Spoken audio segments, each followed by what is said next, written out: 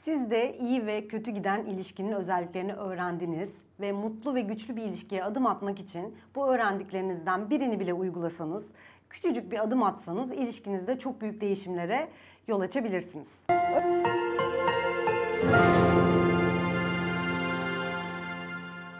Öncelikle Mahşer'in 4 atlısından uzak durun. Eleştiri, savunma, duvar örme gibi davranışları panzehirleriyle mutlu ilişkilerdeki kişilerin yaptığı şekilde yapmaya çalışın. Eğer ilişkinizde aşağılama varsa aşağılamayı bir an önce ilişkinizden gönderin, ilişkinizden arındırın ve yerine takdir ve saygı kültürünü inşa etmeye çalışın. İlişkinizdeki sorunların kronikleşmesine, birikmesine izin vermeyin. Buna engel olmak için partnerinizle haftalık olarak böyle bazı toplantı saati gibi saatler belirleyip bir araya gelebilir ve ilişkiniz üzerine konuşabilirsiniz. İhtiyaçlarınızı, isteklerinizi dile getirebilirsiniz. İlişkinizdeki pozitif duyguları, yakınlığı, arkadaşlığı artırmak için birbirinize zaman ayırın, ilgi gösterin, birbirinizi takdir edin. Birbirinizde sadece yanlışları görüp ifade etmeyi değil, doğruları bulup söylemeyi alışkanlık haline getirin. Bir kavganın ardından biraz zaman geçtikten sonra, biraz sakinleştikten sonra o kavgaya tekrar geri dönüp o kavga hakkında konuşun. Sorumluluk alın. Kendi tarafınız için özür dileyin. Her bir kavganın ardından o kavgayı böyle hiç hakkında konuşmayarak böyle oradaki meseleleri halının altına süpürmeyin. Mutlaka o konuyla ilgili konuştuğunuza ve o konuyu kapattığınıza emin olun. Sözlü iletişim kadar fiziksel temas da son derece önemlidir. Gün içinde partnerinizden ayrıldığınız ve kavuştuğunuz saatlerde mutlaka birbirinize sarılın. Şöyle bir araştırma var. Partnerler günde bir kez 6 saniye boyunca öpüştüğünde bu yakınlığı ve tutkuyu artırıyor. Pek çok hormonun salgılanmasına sebep oluyor.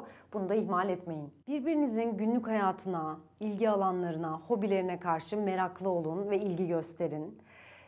Birbirinizin hayallerini, hedeflerini öğrenin ve bunları desteklemeye çalışın. Birbirinizden gelen etkiye açık olmaya çalışın. Birbirinizden gelen isteklere, şikayetlere, tekliflere önce reddetmeden önce bir düşünün. Bu ne kadar gerçekleşebilir, ne yapabilirim ve partnerinize yönelmeye çalışın bu anlamda.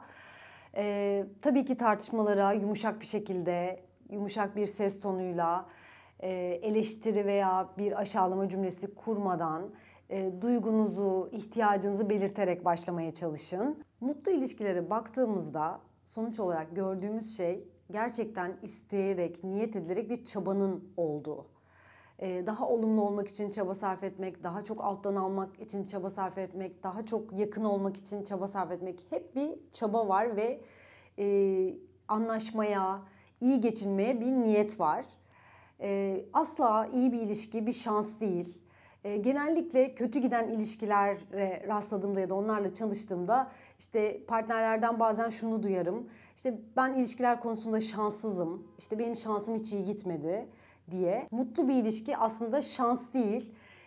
Niyetle, istekle, çaba gösterilen ve geliştirebileceğiniz pek çok beceriden oluşan bir durumdur. Artık biliyorsunuz mutlu bir ilişkide olmak şans değil.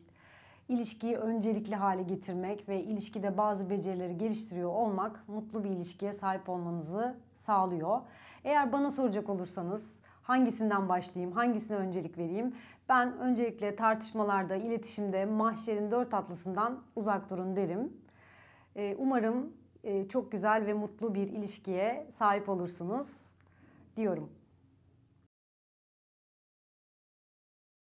Çok yaygın bir tavsiye var ve bu tavsiye geçerli değil. Tavsiye şu: beklentini düşük tut.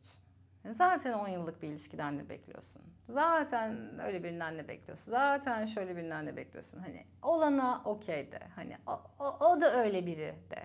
Bırak kendi haline falan. Şimdi bu tavsiye içerisinde doğruluk payı olan çok az şey var. O da öyle biriyi anlamamız çok önemli. Güçlü bir ilişkiyi sürdürebilmek, mutlu olabilmek için ilişkilerde. Ya o nasıl biri? Kim bu kişi? Ne istiyor? Neyi merak ediyor? Neye ihtiyaç duyuyor? Neyi hayal ediyor yarına dair? Geçmişinden neler getiriyor? En zorlandığı durum neymiş hayatı boyunca? En büyük korkusu ne yarına dair? Korku nerelerden geliyor?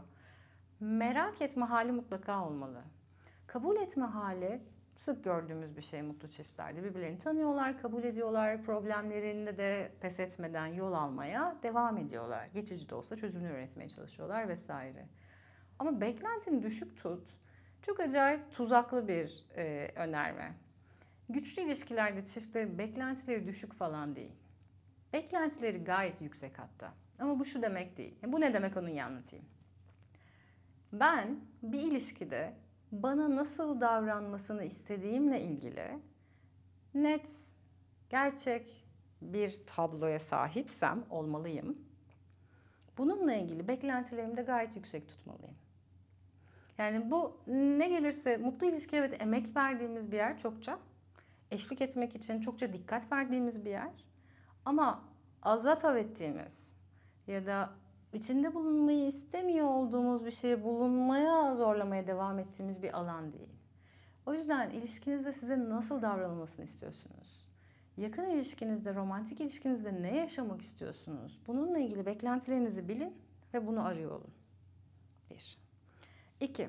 Mutlu ilişkilerle ilgili bir diğer temel önermem ve onlarda çok sık gördüğümüz patern şu. Birbirlerini çok iyi tanıyorlar.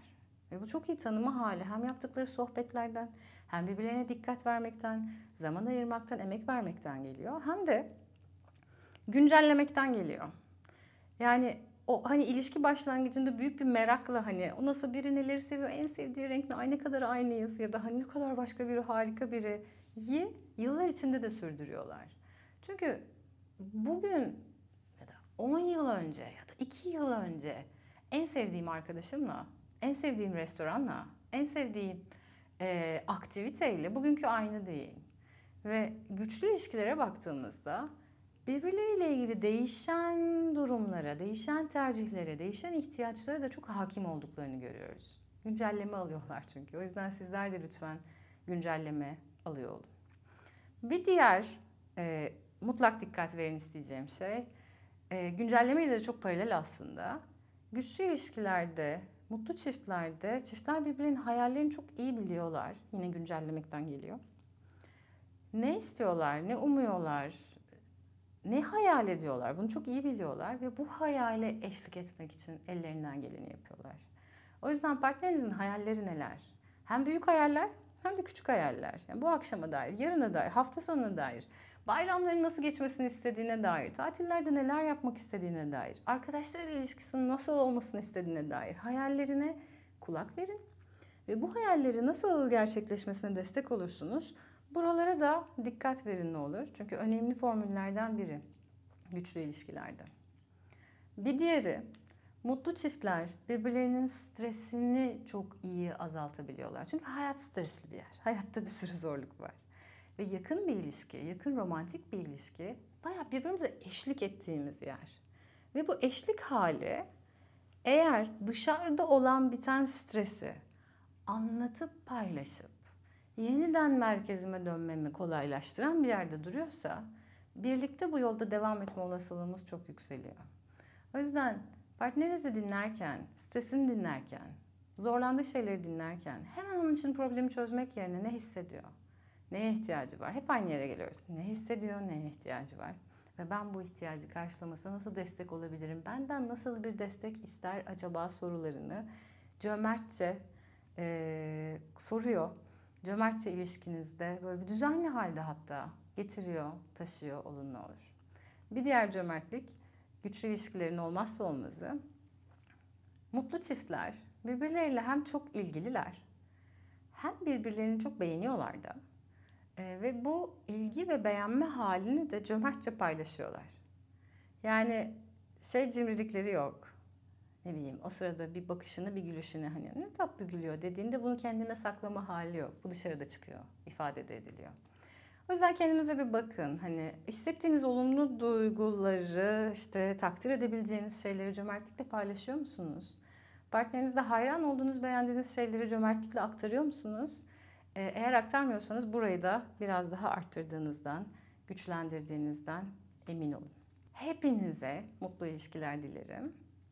Dilerim çok içinde huzurlu olduğunuz, güvende hissettiğiniz, sevdiğiniz, hayran olduğunuz bir ilişki içindesinizdir ya da o ilişkiyle karşılaşacaksınızdır.